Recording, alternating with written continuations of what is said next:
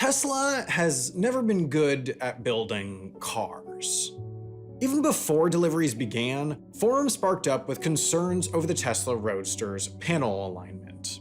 Since then, as the cars hit the road and the company shot skyward, complaints about Model S's with windows that leak when it rains or mispositioned wire looms, and Model X's with drooping window seals or mysterious rattles when reaching speed have become commonplace. When the Model 3 started rolling off the lots, the feedback was more of the same. The car was exciting and mostly great, it just wasn't built great. Condensation fogged headlights, interior paneling popped off, exterior pieces were misaligned, paint jobs were inconsistent, and some seals failed to hold while others were drowned in adhesives. No matter the year, the model, or the factory of origin, buying a new Tesla has always been a roll of a dice where the bad rolls have been laid out on Twitter.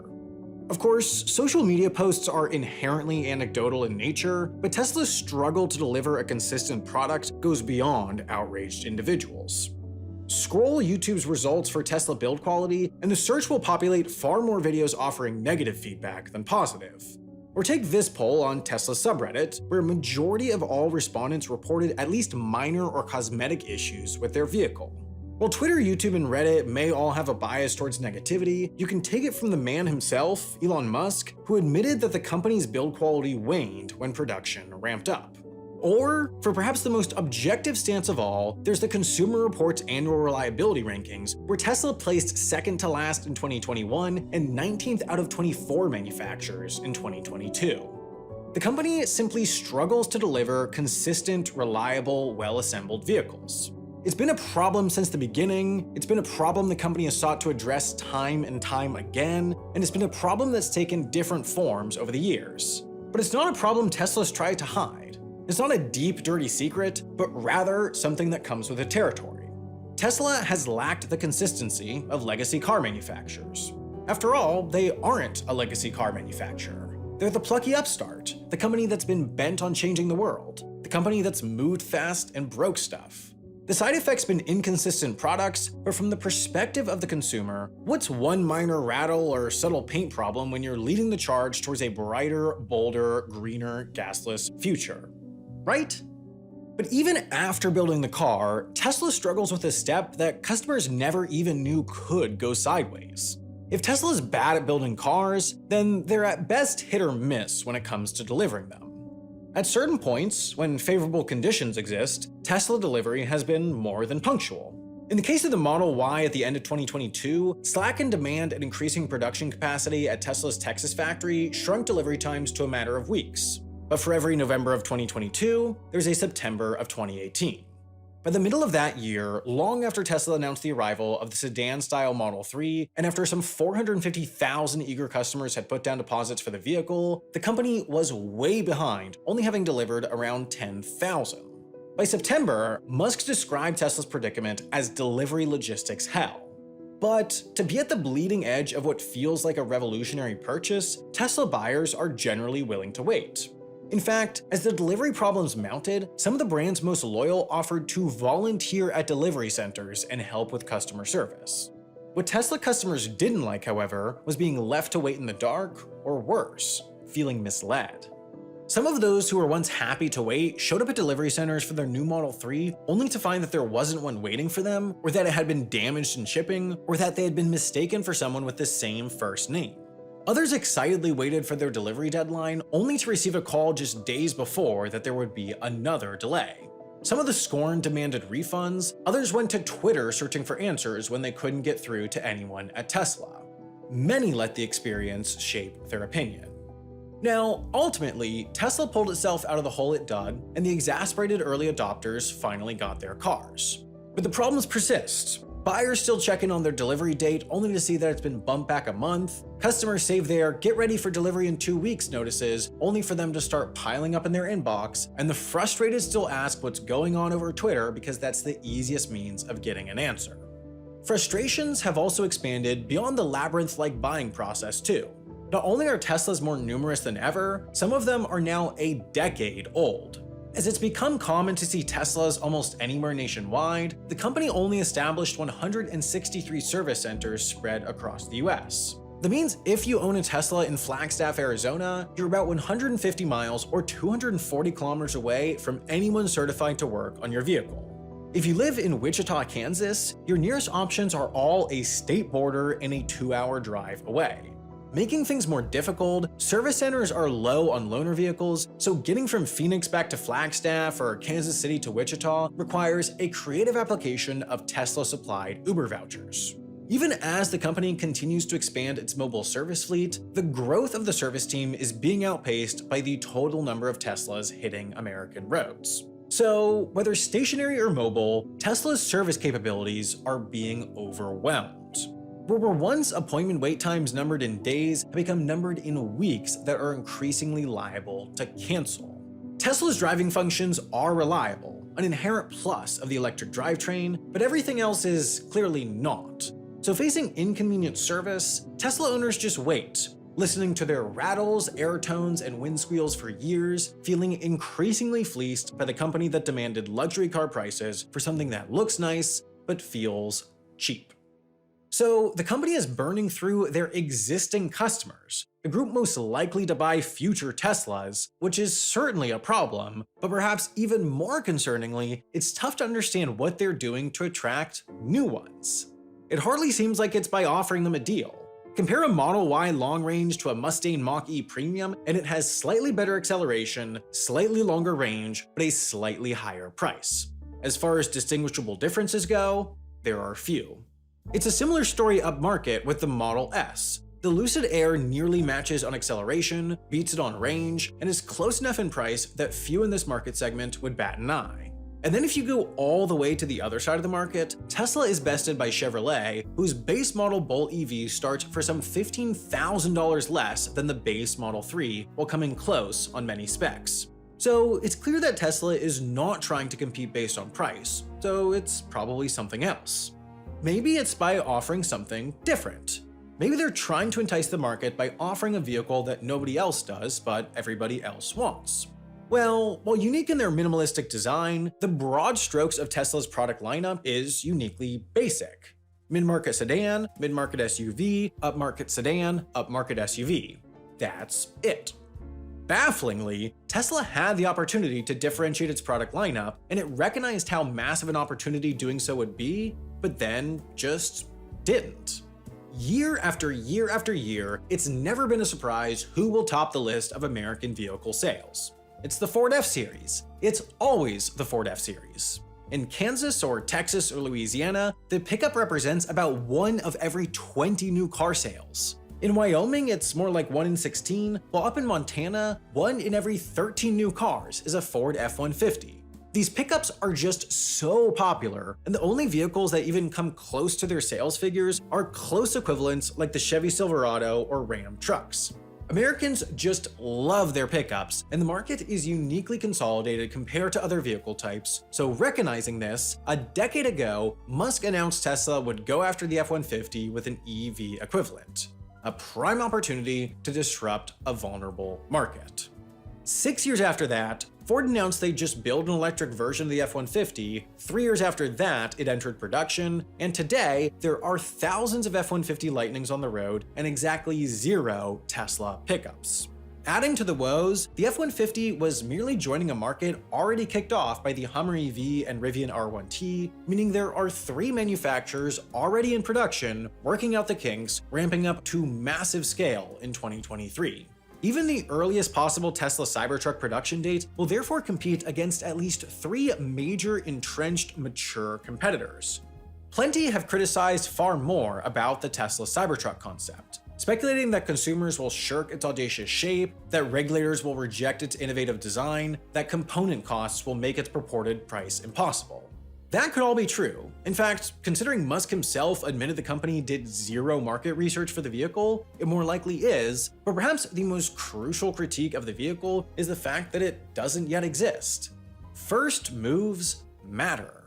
Consumers can read a review about the Lightning, take a Rivian on a test drive, even walk up to a dealer and buy a Hummer EV today, while the Cybertruck is relegated to the More tab of Tesla's website, featuring absolutely zero specifications or even prices, merely the option to leave a $100 refundable deposit for the chance to get in line to buy the vehicle once it finally exists. While the devoted few will maintain that the Cybertruck will change the game, it would have been far easier for Tesla to define the game years ago when it first recognized the opportunity that it later squandered. But maybe they're not trying to compete on cost, and maybe they're not trying to compete on differentiation. Maybe China is the answer. Tesla believed that enough to cozy up with the CCP and open a factory in Shanghai, largely to produce cars for the Chinese market itself, and this has gone decently. They sell tens of thousands of vehicles to the country each month, accounting for about 40% of the company's total sales, but in the largest EV market in the world, Tesla is not the largest EV manufacturer. That's BYD. No company globally produces more EVs, they are now bigger than Tesla from a volume perspective, but that's not the most staggering part. This is. Their growth rate is ferocious. And here's Tesla's. It is famously difficult for Western companies to sustainably compete in the Chinese market. Amazon failed, Uber failed, Airbnb failed, Google, Best Buy, Home Depot, Macy's, eBay, Yahoo. It's harder to find one that did work than didn't. China is just such an immense market that there are equivalent quality alternatives to Western products that are better suited to the needs and wants of Chinese consumers, which leave Western managers dumbfounded. They don't understand why they're getting beat, and that's the point. They don't understand. Chinese companies are able to fulfill the tiny, unique, nuanced preferences of Chinese consumers better than foreigners, so in Tesla's case, inevitably, their vehicles are going to be worse for Chinese consumers than the homegrown alternatives, and unless they succeed where almost all their equivalents have failed, they just won't be able to understand why.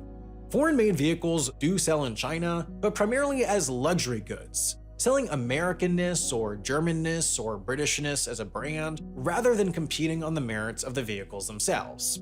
That means that China can be a massive market for Tesla, but they'll struggle to go mass market.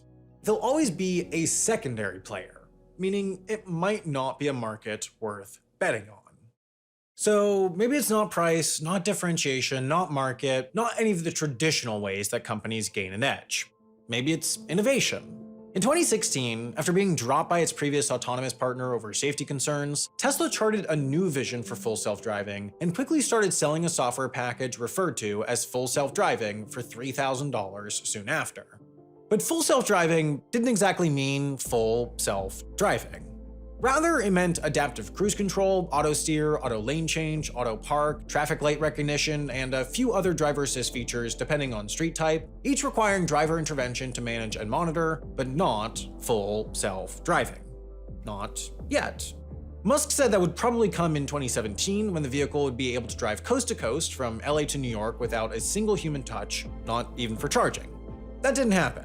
It also didn't happen in 2018 or 2019 or 2020 or 2021 either, and all the while, Musk and Tesla salespeople, following orders, pressured consumers into paying for the software upgrade, telling them to get it now before the price would rise, which it did, all the way to $15,000, despite the fact that, still today, Teslas are not capable of full self-driving. There's now an open beta for something closer to true full self-driving, but far away from that vision of touchless trips from LA to New York. It's erratic and imperfect in a way that requires a significant degree of human oversight and intervention to avoid becoming a liability on the road. Arguably, right now, it's more trouble than it's worth, but the issue for Tesla is less about whether its full self-driving works. It's that, for the better part of a decade now, it's sold consumers on the promise, failed to deliver, made new promises, failed to deliver, and repeat and repeat and repeat. The type of autonomous that was promised will be game-changing, so the sales pitch worked, but once again, the company has burned through its most promising customer base, existing owners. Tesla is facing class action lawsuits and Department of Justice investigations over its autonomous program, but even if those lead to nothing, even if it's navigated strategic ambiguity properly to legally mislead, the reputation Tesla has earned as a company whose word means nothing has to have an impact. Okay, so not price, not differentiation, not market, not innovation. Maybe it's Musk? Maybe his cult to personality is so strong that consumers will buy the vehicle specifically because it's his? Maybe he's the brand. In fact, maybe he's deliberately calibrating his public image to appeal to a demographic less likely to buy an EV, strengthening that fledgling consumer segment for the company. Well, if that's what's happening, it's not working. According to a Morning Consult survey, Tesla's net favorability among Democrats plummeted 20.3% between October and November 2022 when Musk purchased Twitter and started making a series of controversial changes and statements. Among Republicans, the favorability actually increased, but only by 3.9%. That's not nearly enough to make the move worth it for Tesla because Republicans don't buy EVs. Only 25% of them said they would even consider them in the next year, while 44% of Democrats did. So, if you make the very simple assumption that a company's favorability correlates to its shares, Elon Musk's actions objectively reduced Tesla's sales and took money out of its shareholders' pockets. While Musk might have been the visionary behind the disruptive behemoth, today he's a liability, an increasingly unlikable loose cannon who can't seem to separate his image from the company's. There's not a whole lot left to set Tesla apart. This isn't an existential threat. It's not like Tesla is going to suddenly start fading away. It's still a tremendously large, profitable company with an incredibly passionate fan base that will find ways to defend any and all accusations of weakness, and there are clearly hordes of people that love their vehicles. But people are learning to love other EVs, too. Rife with quality issues, poor customer service, broken promises, and a generally amateur feeling, consumers are taking the safe route and increasingly opting for the options put forward by the incumbent manufacturers. Meanwhile, startups like Rivian are looking at Tesla's shortcomings and addressing them, offering better quality, better customer support, and better communication. So Tesla's just sitting there, preying on their downfall, letting market share just march out the front door.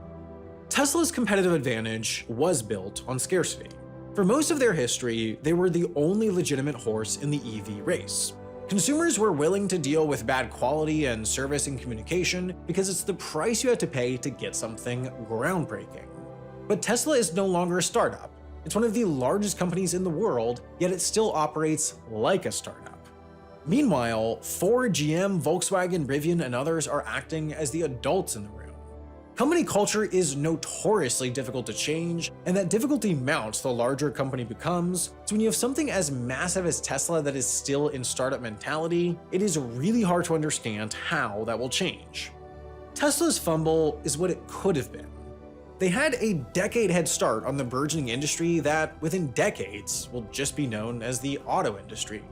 They could have been the auto manufacturer. They could have been a giant. They could have been Ford, GM, and Chrysler, but instead, the other EVs are here. They're popular, they're competitive, and while Tesla keeps making excuses, breaking promises, burning bridges, and swinging wildly for the fences to keep the hope alive, everyone else is slowly and methodically chipping away. Maybe Tesla succeeds. Maybe it's able to use its dominant market position to maintain its dominant market position, but what's sure is that it's going to be a whole lot harder than it had to be. This day of mature mainstream EV market competition was always going to come, and yet Tesla did little to prepare and did lots to open up pathways for their competitors to eat into their market share.